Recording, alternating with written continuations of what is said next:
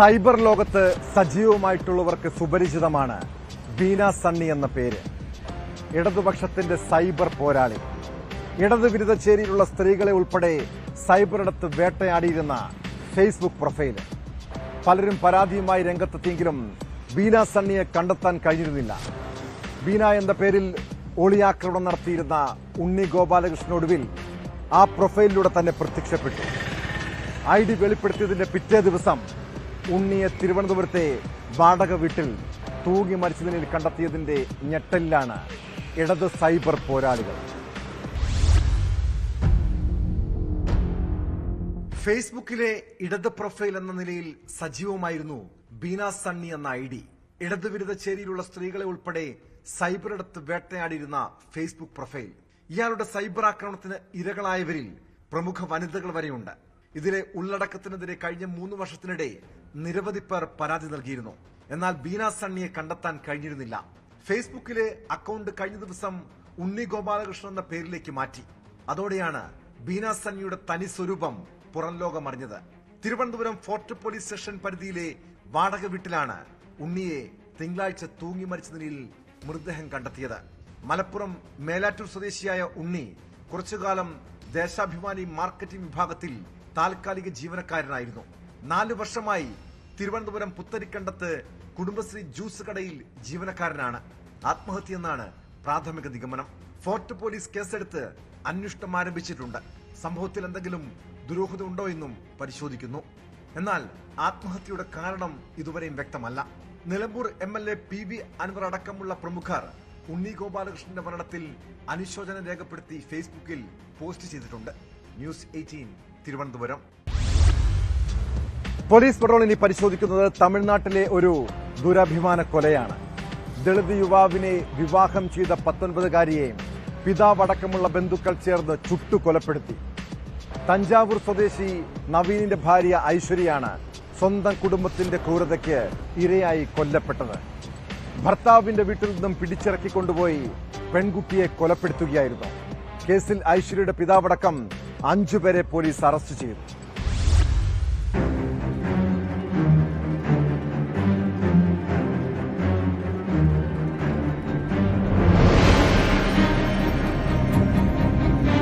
December 31-നായിരുന്നു ഐശ്വര്യയുടെയും നവീന്റെയും വിവാഹം. സഹപാഠികളായിരുന്നു ഇരുവരുടെയും സുഹൃത്തുക്കളുടെ സഹായത്തോടെയാണ് വിവാഹം നടന്നത്. മെക്കാനിക്കൽ എഞ്ചിനീയറിംഗ് ഡിപ്ലോമ കോഴ്സ് വിദ്യാർത്ഥിയാണ് നവീൻ. പഠനത്തോടൊപ്പം ഒരു വസ്ത്രനിർമ്മാണ കമ്പനിയിൽ ജോലി നോക്കുകയും ചെയ്തിരുന്നു. ഐശ്വര്യയുടെ വീട്ടിൽ കല്യാണാലോചനകൾ വന്നതോടെയാണ് ഇരുവരും വീട് വിട്ടിറങ്ങി വിവാഹം കഴിക്കാനും ഒരുമിച്ച് ജീവിക്കാനും തീരുമാനിച്ചത്. വിവാഹശേഷം തിരുപ്പൂർ വീരപാണ്ടിയിൽ വാടകയ്ക്ക് വീടെടുത്ത് താമസിക്കുകയായിരുന്നു ഇരുവരും. 19-കാരനായ നവീനും ഐശ്വര്യയും പ്രണയത്തിലായിരുന്നുവെന്നും വിവാഹം കഴിഞ്ഞെന്നും നവീൻ പോലീസിൽ നൽകിയ പരാതിയിലും വ്യക്തമാക്കുന്നുണ്ട്. ഒരു ക്ഷേത്രത്തിൽ വച്ചായിരുന്നു ഇരുവരുടെയും വിവാഹം. വീരപാണ്ടിയിലെ ഒരു വാടക വീട്ടിലായിരുന്നു ഇവരുടെ താമസം.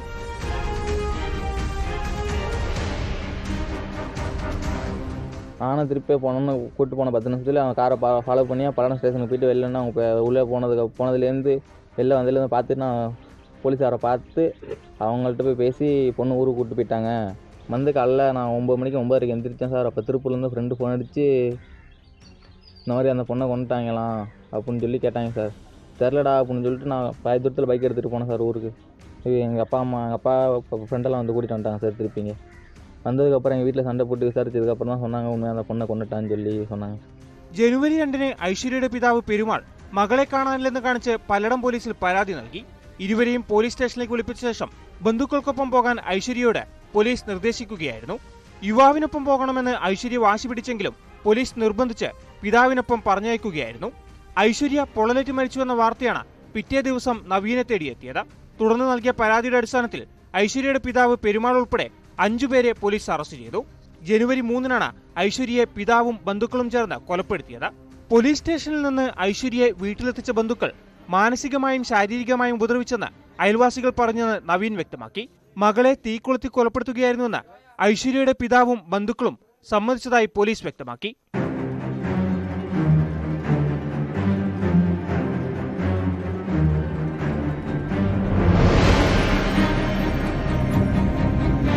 News desk news 18.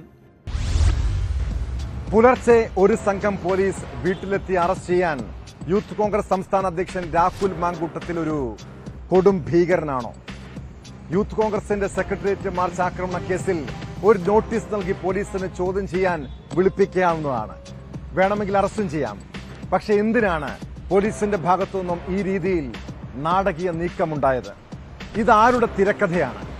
December 20 register ചെയ്ത കേസിൽ പ്രതിപക്ഷ നേതാവാണ് ഒന്നാം പ്രതി. MLA-മാരായ ഷാഫി പറമ്പിലും M. വിൻസെന്റും 2ഉം 3ഉം പ്രതികളാണ്. ഇതിനിടെയാണ് 4ാം പ്രതിയായ രാഹുലിനെതിരായ പോലീസ് നടപടി. ഒടുവിൽ 14 ദിവസത്തേക്ക് കോടതി രാഹുലിനെ റിമാൻഡും ചെയ്തു.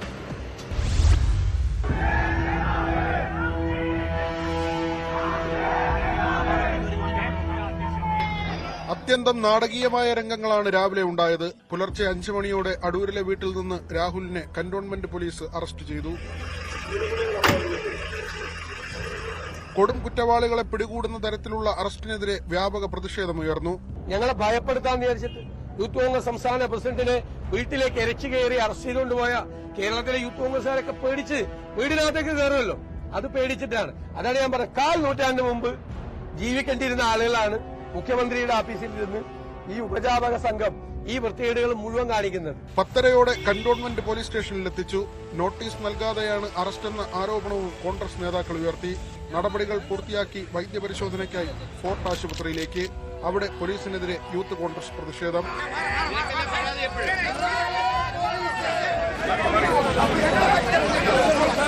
കോടതി മുറിയിൽ പ്രോസിക്യൂഷനും പ്രതിഭാഗവും തമ്മിൽ കടുത്ത വാദപ്രതിവാദം നടന്നു. അക്രമത്തിന് പ്രേരിപ്പിച്ചത് രാഹുലെന്ന് പ്രോസിക്യൂഷൻ വാദിച്ചു. പോലീസുകാരെ മർദ്ദിച്ചപ്പോഴും പൊതുമുതൽ നശിപ്പിച്ചപ്പോഴും പ്രവർത്തകരെ രാഹുൽ തടഞ്ഞില്ല. ഈ കേസിന്റെ സമരത്തിന് നേതൃത്വം നൽകിയത് ഈ 4ാം പ്രതിയായിട്ടുള്ള കേസിന്റെ യൂത്ത് കോൺഗ്രസിന്റെ സംസ്ഥാന പ്രസിഡന്റാണ്. അദ്ദേഹം സമരത്തിൽ പങ്കെടുത്ത പ്രതികളെ, അക്രമം കാണിച്ച പ്രതികളായ യൂത്ത് കോൺഗ്രസുകാരെ ആരെയും തന്നെ ആ സമരത്തിൽ നിന്ന് പിന്തിരിപ്പിക്കുന്നതിന് വേണ്ടിയുള്ള യാതൊരു ശ്രമവും നടത്തിയിരുന്നില്ല. ഭരണകൂട ഭീകരതയാണ് അറസ്റ്റിന് പിന്നിലെന്ന് പ്രതിഭാഗം വാദിച്ചു. രാഹുൽ ഉദ്യോഗസ്ഥരെ മർദ്ദിച്ചതിന് തെളിവില്ലെന്ന വാദവും നിരത്തി. പ്രതിഷേധം ഒരു ക്രമസമാധാന പ്രശ്നമായിട്ട് കണക്കാക്കുന്ന ഒരു സർക്കാരാണ് കേരളം ഭരിക്കുന്നത്. അതിന്റെ ഒരു ബഹിർസ്ഫുരണങ്ങളാണ് ഈ സംഭവിച്ചുകൊണ്ടിരിക്കുന്നത്. ഇതിനെ നിയമപരമായി എല്ലാ രീതിയിലും നേരിടാനുള്ള ഈ സംഘടന പ്രാപ്തരാണ്, നേരിടുക തന്നെ ചെയ്യും. സ്ത്രീകളെ മുന്നിൽ നിർത്തി പട്ടികൊണ്ട് പോലീസ് ഉദ്യോഗസ്ഥരെ രാഹുൽ മർദ്ദിച്ചുവെന്ന് ദൃശ്യങ്ങൾ കോടതിയിൽ സമർപ്പിച്ച് പ്രോസിക്യൂഷൻ ഇതിനെ എതിർത്തു. പ്രതിഭാഗം രാഹുലിന്റെ ആരോഗ്യസ്ഥിതി മോശമാണെന്ന് ചൂണ്ടിക്കാട്ടി. രാഹുലിനെ വീണ്ടും വൈദ്യപരിശോധനയ്ക്ക് വിധേയനാക്കാൻ കോടതി ഉത്തരവ്. ജനറൽ ആശുപത്രിയിൽ വൈദ്യപരിശോധന. ഗുരുതര ആരോഗ്യ പ്രശ്നങ്ങൾ ഇല്ലെന്നായിരുന്നു പരിശോധനാ ഫലം. ഇതോടെ പ്രോസിക്യൂഷൻ വാദങ്ങൾ അംഗീകരിച്ച് കോടതി യൂത്ത് കോൺഗ്രസ് സംസ്ഥാന അധ്യക്ഷനെ 14 ദിവസത്തേക്ക് റിമാൻഡ് ചെയ്തു.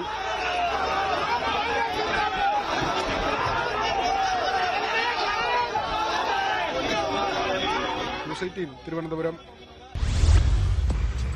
പല രീതിയിൽ നാട്ടുകാരെ കബളിപ്പിക്കുന്നവരുണ്ട്. അങ്ങനെ ആർഭാട ജീവിതം നയിക്കുന്നവരുമുണ്ട്. മലപ്പുറം നിലമ്പൂരിലെ ഷിബില എന്ന യുവതി റിസർവ് ബാങ്ക് ഉദ്യോഗസ്ഥയെന്ന് പറഞ്ഞാണ് കോടികളുടെ തട്ടിപ്പ് നടത്തിയത്. വിദേശത്ത് ജോലിയും ലക്ഷങ്ങളുടെ വായ്പയും വാഗ്ദാനം ചെയ്ത് പണം തട്ടിയ കേസിൽ യുവതിയെ പോലീസ് അറസ്റ്റ് ചെയ്തു. ഷിബിലയെ അറസ്റ്റ് ചെയ്തറിഞ്ഞ് തട്ടിപ്പിന് ഇരകളായ നിരവധി പേരാണ് പോലീസ് സ്റ്റേഷനിലെത്തിയത്. അകമ്പാടം സ്വദേശിയായ യുവാവിന് കാനഡയിലെ സൂപ്പർമാർക്കറ്റിൽ കാഷ്യറായി ജോലി നൽകാമെന്ന് പറഞ്ഞ് 10 ലക്ഷം രൂപ തട്ടിയെടുത്തെന്ന പരാതിയിൽ പോലീസ് കേസെടുത്തിരുന്നു. ഈ പരാതിയിലാണ് പ്രതി പിടിയിലായത്. പോലീസ് നടത്തിയ അന്വേഷണത്തിലാണ് കൂടുതൽ തട്ടിപ്പിന്റെ കഥകൾ പുറത്തുവന്നത്. റിസർവ് ബാങ്കിൽ ജോലിയുണ്ടെന്ന് പ്രതി ബന്ധുക്കളെയും നാട്ടുകാരെയും പറഞ്ഞ് വിശ്വസിപ്പിച്ചിരുന്നു. നിലമ്പൂർ സ്വദേശിയായ വ്യവസായിയിൽ നിന്ന് റിസർവ് ബാങ്കിൽ നിന്ന് ബിസിനസ് ആവശ്യത്തിനായി വൻതുക വായ്പ വാങ്ങിത്തരാമെന്ന് പറഞ്ഞ് പല തവണകളിലായി 30 ലക്ഷം രൂപ തട്ടിയെടുത്തിരുന്നു. വീണ്ടും പണം ആവശ്യപ്പെട്ടതിൽ സംശയം തോന്നിയ വ്യവസായി തിരുവനന്തപുരത്തെ റിസർവ് ബാങ്ക് ഓഫീസിൽ അന്വേഷിച്ചപ്പോഴാണ് ഇങ്ങനെയൊരാൾ അവിടെ ജോലി ചെയ്യുന്നില്ലെന്ന് മനസ്സിലായത്. തുടർന്ന് കോടതിയെ സമീപിക്കുകയായിരുന്നു. വയനാട്, മലപ്പുറം, തൃശൂർ ജില്ലകളിലായി പ്രതിക്കെതിരെ നിരവധി പരാതികളുണ്ട്. തിരുവനന്തപുരം ബാലരാമപുരത്ത് നിന്നാണ് പ്രതിയെ പിടികൂടിയത്. ന്യൂസ് 18 മലപ്പുറം. ജഡ്ജിയാണെന്ന് തെറ്റിദ്ധരിപ്പിച്ച് കാസർഗോഡ് പോലീസിനെ ഒരു രാത്രി മുഴുവൻ വട്ടം കറക്കിയ ഗുണ്ടാ നേതാവ്.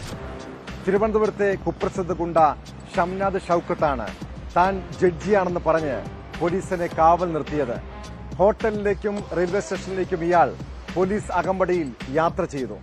പുലർച്ചെയോടെ സംശയം തോന്നി ബാഗ് പരിശോധിച്ചപ്പോഴാണ് സുരക്ഷ നൽകിയത് ഗുണ്ടയ്ക്കാണെന്ന് പോലീസിന് മനസ്സിലായത്.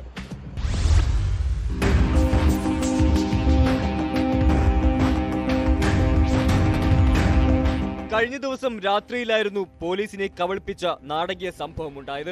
പത്തനംതിട്ടയിലെ ജഡ്ജിയുടെ വാഹനം തകരാറിലായി വഴിയിൽ കുടുങ്ങിയെന്നും അദ്ദേഹത്തെ ലോഡ്ജിലേക്ക് കൊണ്ടുപോകണമെന്നും ആവശ്യപ്പെട്ട് നീലേശ്വരം പോലീസ് സ്റ്റേഷനിലേക്ക് ഒരു ഫോൺ വിളിയെത്തുകയായിരുന്നു.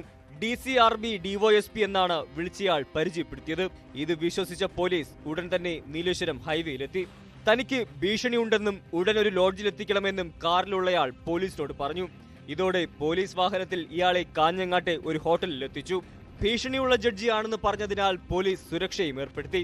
ലോഡ്ജിലിരിക്കെ തനിക്ക് കണ്ണൂരിലേക്ക് പോകാൻ ഒരു ടാക്സി ഒരുക്കി തരണമെന്നറിയിച്ചപ്പോൾ പോലീസ് അതിന് തയ്യാറായില്ല. പകരം റെയിൽവേ സ്റ്റേഷനിൽ കൊണ്ടുവിടാമെന്ന് പറഞ്ഞു. അങ്ങനെ റെയിൽവേ സ്റ്റേഷനിലെത്തിയപ്പോൾ രാത്രി കണ്ണൂർ ഭാഗത്തേക്ക് ഇനി ഒരു ട്രെയിനുമില്ലെന്ന് സ്റ്റേഷൻ മാസ്റ്റർ അറിയിച്ചു. ഇതേ തുടർന്ന് വീണ്ടും ലോഡ്ജിലെത്തിച്ചു. അപ്പോഴേക്കും നേരം പുലർച്ചെയായിരുന്നു. ഇതിനിടെ ഇയാളുടെ പെരുമാറ്റത്തിൽ പോലീസിന് സംശയം തോന്നി തുടങ്ങിയിരുന്നു. ബാഗ് പരിശോധിച്ചപ്പോൾ കബളിപ്പിക്കപ്പെട്ടതായി പോലീസിന് മനസ്സിലായി. തുടർന്ന് ചോദ്യം ചെയ്തപ്പോൾ തങ്ങൾ സുരക്ഷയൊരുക്കിയത് തിരുവനന്തപുരം തോന്നയ്ക്കൽ സ്വദേശിയായ കുപ്രസിദ്ധ ഗുണ്ട ഷംനാഥ് ഷൗക്കത്തിനാണെന്ന് പോലീസിന് മനസ്സിലായി. അബ്ദുള്ള പറഞ്ഞത് സബ് ജഡ്ജ് എന്നാണ്, സബ് ജഡ്ജ് അല്ല എന്ന് പറഞ്ഞു. പോലീസിൻ്റെ അടുത്താണെങ്കിൽ ഇയാൾ മജിസ്ട്രേറ്റ് ആണെന്ന് പറഞ്ഞു. അപ്പോൾ ഞങ്ങൾ നടത്തിയ അന്വേഷണത്തിൽ ഇയാൾ പറഞ്ഞതെല്ലാം കളവാണ് എന്ന് ബോധ്യമായതിൻ്റെ അടിസ്ഥാനത്തിലാണ് ഈ തിരുവനന്തപുരംകാരനായ ഷംനാഥിൻ്റെ പേരിൽ തിരുവനന്തപുരത്ത് പല പോലീസ് സ്റ്റേഷനുകളായിട്ട് 9 കേസുകൾ, ചീറ്റിംഗ് കേസുകളും കളവ് കേസുകളും ഉൾപ്പെടെ രജിസ്റ്റർ ചെയ്തിട്ടുണ്ട്. അങ്ങനെയാണ് ഈ ഷംനാഥിനെ ഇന്നലെ അറസ്റ്റ് ചെയ്യുന്നതും. ഒരു രാത്രി മുഴുവൻ കാസർഗോഡ് പോലീസിനെ വട്ടം കറക്കിയ ഷംനാഥ് തിരുവനന്തപുരത്തെ വിവിധ പോലീസ് സ്റ്റേഷനുകളിൽ 9ഓളം കേസുകളിൽ പ്രതിയാണ്. ഷംനാഥിനെ ജഡ്ജിയാണെന്ന് പറഞ്ഞ് DCRB DYSP ആണെന്ന് പരിചയപ്പെടുത്തി നീലേശ്വരം പോലീസ് സ്റ്റേഷനിലേക്ക് വിളിച്ച അബ്ദുള്ള എന്ന ആൾക്കെതിരെയും പോലീസ് കേസെടുത്തു. അറസ്റ്റ് രേഖപ്പെടുത്തിയ ശേഷം കോടതിയിൽ ഹാജരാക്കിയ ഷംനാഥിനെ റിമാൻഡ് ചെയ്തു.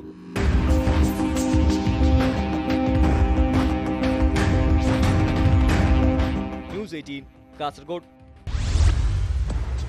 കൊല്ലം കൊട്ടാരക്കരയിൽ പെട്രോൾ പമ്പിൽ വെച്ച് ജീവനക്കാരിക്ക് നേരെ ഗുണ്ട ആക്രമണം. പമ്പിലെത്തി വാള് വീശി ഭീകരാന്തരീക്ഷം സൃഷ്ടിച്ച 2 അംഗ സംഘം യുവതിയെ ആക്രമിക്കുകയായിരുന്നു. കേസിൽ പുനലൂർ സ്വദേശി റിജോ, ചാത്തന്നൂർ സ്വദേശി ഷാജഹാൻ എന്നിവരെ പോലീസ് അറസ്റ്റ് ചെയ്തു. പോലീസ് സാഹസികമായാണ് പ്രതികളെ പിടികൂടിയത്.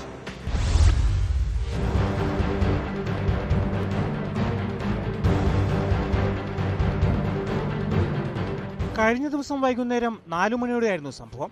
ഇന്ധനം നിറയ്ക്കുവാനായി കാറിലെത്തിയ റിജോയും ഷാജഹാനും ആക്രമണം നടത്തുകയായിരുന്നു. പമ്പിലെ ജീവനക്കാരിയുമായി പ്രതികൾ തർക്കത്തിലേർപ്പെടുകയും യുവതിയെ മർദ്ദിക്കുകയും ചെയ്തു. വാൾ വീശി ഭീകരാന്തരീക്ഷം സൃഷ്ടിച്ച പ്രതികൾ പോലീസ് എത്തുന്നതിനു മുൻപ് സംഭവസ്ഥലത്ത് നിന്ന് രക്ഷപ്പെട്ടു. CCTV ദൃശ്യങ്ങൾ പരിശോധിച്ച പോലീസ് പ്രതികൾക്കായി വലവിരിക്കുകയും അന്വേഷണം ഊർജിതമാക്കുകയും ചെയ്തു. പുനലൂരിൽ നിന്ന് രക്ഷപ്പെട്ട പ്രതികൾ പരുത്തിയറയ്ക്ക് സമീപം പോലീസ് കൈകാണിച്ചു നിർത്തുന്നതിനിടയിൽ പോലീസിന് നേരെ പെട്രോൾ ബോംബെറിഞ്ഞ് ഒരാൾ രക്ഷപ്പെട്ടു. ഷാജഹാനും വാഹനവും പോലീസ് പിടിയിലായെങ്കിലും റിജോ രക്ഷപ്പെടുകയായിരുന്നു. റിജോയെ പിന്തുടർന്ന പോലീസ് മിയണ്ണൂരിന് സമീപത്ത് വെച്ച് പിടികൂടി. ഇരുവരും നിരവധി ക്രിമിനൽ കേസുകളിൽ പ്രതികളാണെന്ന് പോലീസ് പറഞ്ഞു. തോക്കുചൂണ്ടി ഭീഷണിപ്പെടുത്തിയ കേസിലടക്കം പ്രതിയാണ് റിജോ. പിടികൂടിയ കാറിൽ നിന്ന് പെട്രോൾ ബോംബുകളും മാരകായുധങ്ങളും പോലീസ് കണ്ടെടുത്തു. പ്രതികളുടെ ആക്രമണത്തിൽ പരിക്കേറ്റ പെട്രോൾ പമ്പ് ജീവനക്കാരി കൊട്ടാരക്കര താലൂക്ക് ആശുപത്രിയിൽ ചികിത്സയിലാണ്.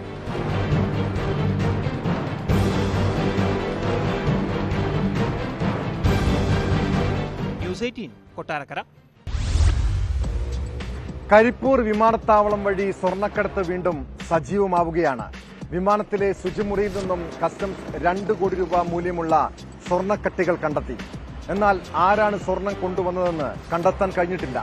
കസ്റ്റംസിന്റെ കണ്ണുവെട്ടിച്ച് വ്യത്യസ്ത മാർഗങ്ങളിലൂടെ സ്വർണം കടത്താൻ കള്ളക്കടത്ത് സംഘങ്ങൾ ശ്രമിക്കുന്നതായാണ് വിവരം. ഇതോടെ വിമാനത്താവളങ്ങളിൽ പരിശോധനയും ശക്തമാക്കിയിട്ടുണ്ട്.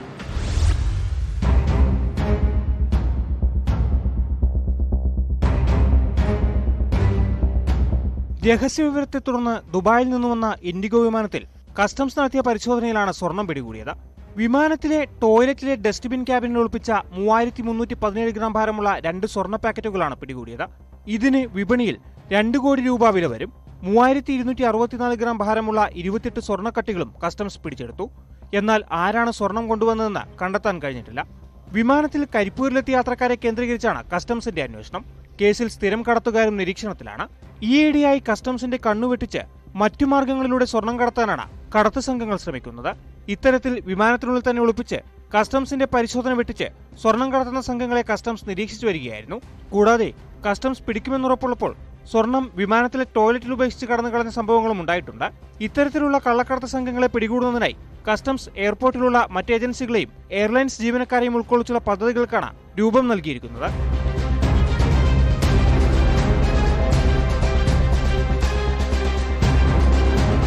ന്യൂസ് 18 മലപ്പുറം.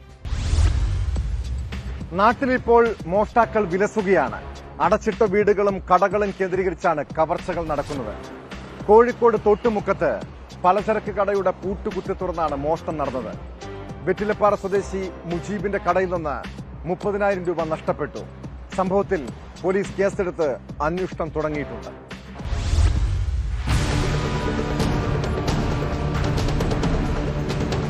കഴിഞ്ഞ ദിവസം രാത്രിയിലാണ് തോട്ടുമുക്കത്ത് പലചരക്ക് കടയിൽ കള്ളൻ കയറിയത്. വെറ്റിലപ്പാറ സ്വദേശി മുജീബ് കൊമ്മേരി രാത്രി 11 മണിയോടെ കട അടച്ച് വീട്ടിൽ പോയ സമയത്തായിരുന്നു സംഭവം. പതിവ് പോലെ രാവിലെ 7 മണിയോടെ കട തുറക്കാൻ വന്നപ്പോൾ ഒരു ഷട്ടറിന്റെ പൂട്ട് തുറന്നു കിടക്കുന്നത് കണ്ടു. പിന്നീട് കട തുറന്ന് പരിശോധിച്ചപ്പോഴാണ് മോഷണം നടന്ന വിവരം മനസ്സിലായത്. കടയിൽ നിന്ന് 30,000 രൂപ നഷ്ടപ്പെട്ടു എന്നാണ് വിവരം. ഞാൻ രാവിലെ സാധാരണ തുറക്കുമ്പോൾ കട തുറക്കാൻ വേണ്ടി വന്ന് അതിൽ ഈ 2 ഷട്ടറും തുറന്നു. 3ാമത്തെ ഷട്ടർ തുറക്കാൻ വേണ്ടി നോക്കുമ്പോൾ താഴെ തുറന്നിട്ടില്ല. അതിൽ മമ്മീസാക്കാനെ വിളിച്ചു കൊണ്ടുവന്ന് ഷട്ടർ പൊക്കി അകത്ത് കയറി നോക്കുമ്പോൾ ഫയലും പിന്നെ പേപ്പറെല്ലാം വെച്ച് പുറത്തിട്ടിന് വേറെ ഒരാൾക്ക് കൊടുക്കാനുള്ള കുറച്ച് പൈസ ഉണ്ടായിരുന്നു. ആ പൈസ നഷ്ടപ്പെട്ടു. ഉടൻ തന്നെ മുജീബ് മുക്കം പോലീസിൽ പരാതി നൽകി. പോലീസ് കടയിലെത്തി വിശദമായ പരിശോധന നടത്തി. സമീപത്തുള്ള CCTV ദൃശ്യങ്ങളടക്കം പരിശോധിച്ചുവെങ്കിലും വിവരമൊന്നും ലഭിച്ചിട്ടില്ല. ഒരാൾ തനിച്ചായിരിക്കണം മോഷണം നടത്തിയത് എന്നാണ് നിഗമനം. കടയെക്കുറിച്ച് വ്യക്തമായി അറിയുന്ന ആളായിരിക്കും മോഷണത്തിന് പിന്നിൽ എന്നാണ് സൂചന. പോലീസ് പ്രതിക്കുവേണ്ടി അന്വേഷണം ഊർജിതമാക്കിയിട്ടുണ്ട്.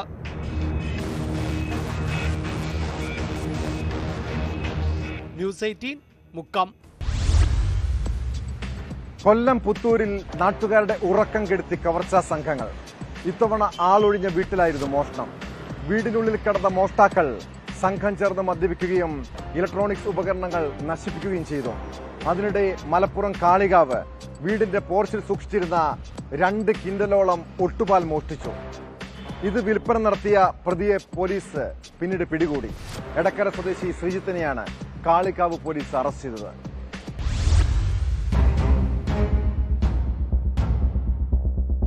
കാളികാവ് അടക്കാക്കുണ്ടിലെ വീടിന്റെ പോർത്തിൽ സൂക്ഷിച്ചിരുന്ന 2 കിൻഡലോളം ഒട്ടുപാലാണ് ശ്രീജിത്ത് മോഷ്ടിച്ചത്. ടാപ്പിംഗ് ജോലിക്കാരനും വണ്ടൂരിലെ വീട് നിർമ്മാണ സാമഗ്രികൾ വിൽപ്പന നടത്തുന്ന സ്വകാര്യ സ്ഥാപനത്തിലെ ഡ്രൈവറുമാണ് പ്രതി. സാധന സാമഗ്രികൾ സൈറ്റിൽ ഇറക്കുന്ന സമയം മോഷണം നടത്താൻ പറ്റുന്ന സാധനങ്ങൾ കണ്ടുവയ്ക്കുകയും ശേഷം പുലർച്ചെ സ്വന്തം കാറിലെത്തി മോഷണം നടത്തുകയുമാണ് പ്രതിയുടെ രീതി. CCTV കേന്ദ്രീകരിച്ച് നടത്തിയ അന്വേഷണത്തിലാണ് പോലീസ് പ്രതിയിലേക്ക് എത്തിച്ചേർന്നത്.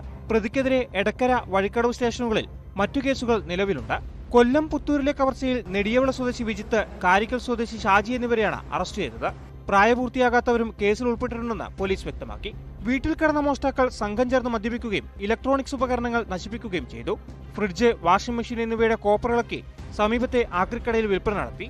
പുത്തൂർ SN പുരത്ത് അടഞ്ഞുകിടന്ന വീട്ടിലാണ് മോഷണം നടന്നത്. പ്രതികളെ കോടതിയിൽ ഹാജരാക്കി റിമാൻഡ് ചെയ്തു. News desk, news 18. വ്യാജ പേരുകളിൽ സമൂഹ മാധ്യമങ്ങളിലൂടെ മറ്റുള്ളവരെ അപകീർത്തിപ്പെടുത്തുകയും അപമാനിക്കുകയും ചെയ്യുന്നവരുണ്ട്. അതിനു പിന്നിൽ രാഷ്ട്രീയപരമായ വിയോജിപ്പും വ്യക്തിപരമായ വിരോധവും ഒക്കെ കാണും. ഇടത് സൈബർ പോരാളിയായിരുന്ന ഉണ്ണി ഗോപാലകൃഷ്ണൻ ബീന സണ്ണി എന്ന വ്യാജ പ്രൊഫൈലിലൂടെ സ്ത്രീകളടക്കം നിരവധി പേരെ അപകീർത്തിപ്പെടുത്തിയിട്ടുണ്ട്. പക്ഷെ 2 ദിവസം മുൻപ് അയാൾ സ്വയം വെളിപ്പെടുത്തൽ നടത്തി. പിറ്റേ ദിവസം ജീവിതം അവസാനിപ്പിക്കുകയും ചെയ്തു. കുറ്റബോധം കാരണമാണോ അയാൾ ആത്മഹത്യ ചെയ്തത്? അതോ മറ്റെന്തെങ്കിലും പ്രശ്നമാണോ?